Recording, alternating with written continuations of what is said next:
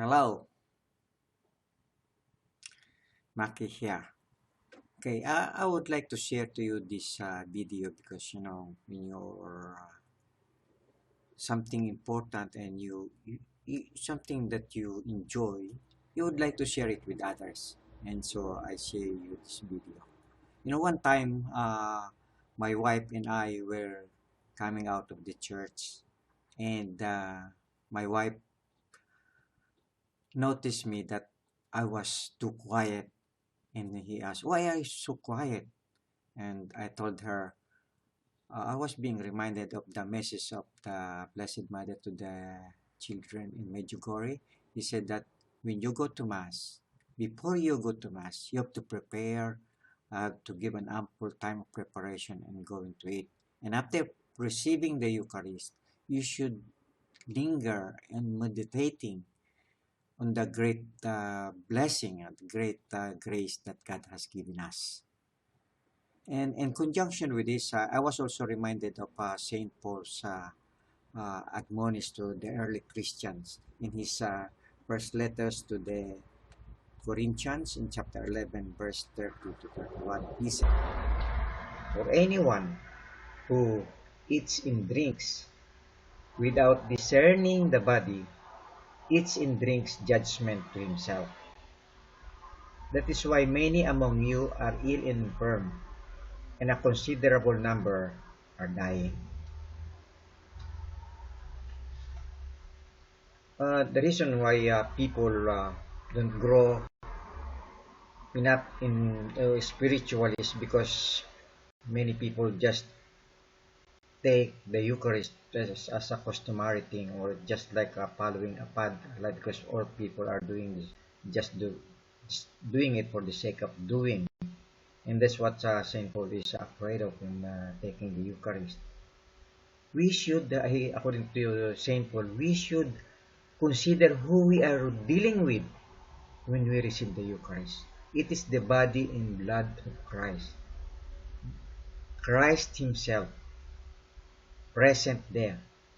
And who is Christ? He is God himself. We are dealing with God himself, the Creator. Our Creator, the one who made us. The one who can fulfill us only what we need in life. So, when we receive, we should know who we are dealing with. That is what St. Paul is reminding us. In the Old Testament, when God spoke to the chosen people through Moses, he said, when he displayed himself in the mountain, he said to Moses, "Do not let the people, when they come to look, even to touch the base of the mountain, because or else they die."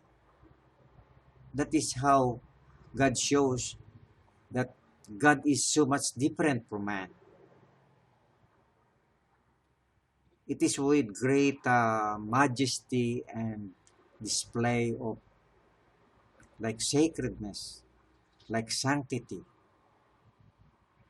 And the Lord said that he does this to instill in the people that we have to give God a due reverence when we approach Him. The same thing in the Eucharist.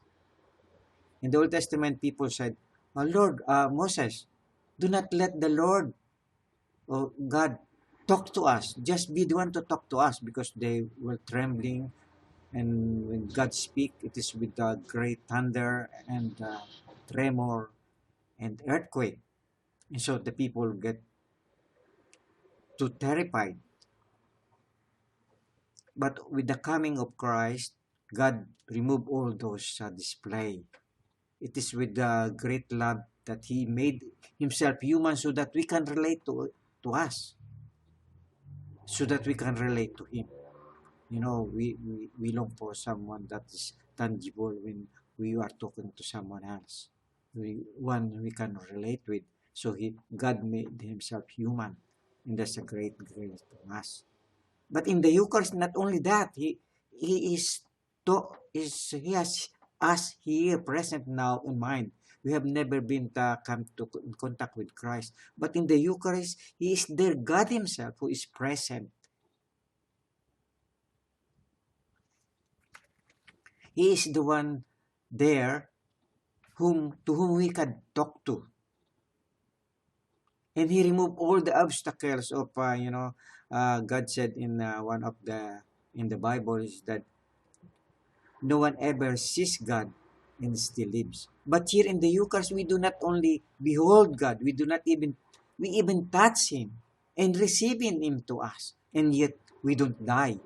And it's God Himself we are getting in contact. That's a great grace for us.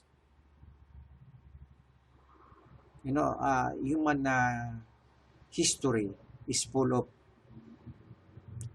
that story, and we long for the tree of life, like we have in the story in the Garden of Eden, the tree of life, which was when God committed sin. God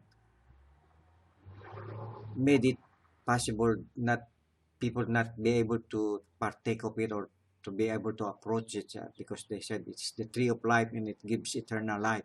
Even our history, our mythological pagan history is full of or like same similar story. We have the story about the golden apples that gives, or the food for the gods. Only the gods can partake of it, and no one can just partake of it or get it from the tree, because a ferocious dragon is guarding it, and it takes only a Herculean, like a Hercules, to be able to access it.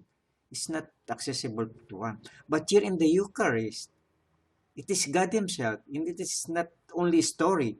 It is not only our longing, it's our dream, like in that story. It is reality.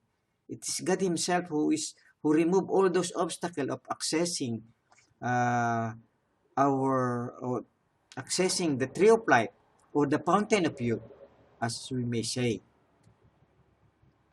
You know, even in our like in our modern story, modern times, like the Germans, and it was that in the movie of the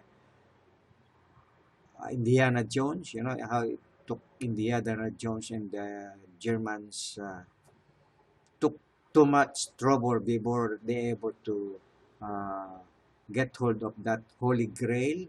They were in search of the Holy Grail, so that because through that Holy Grail they able to uh, if they able to drink the fountain of youth, fountain water, which gives healing in youth, as they say.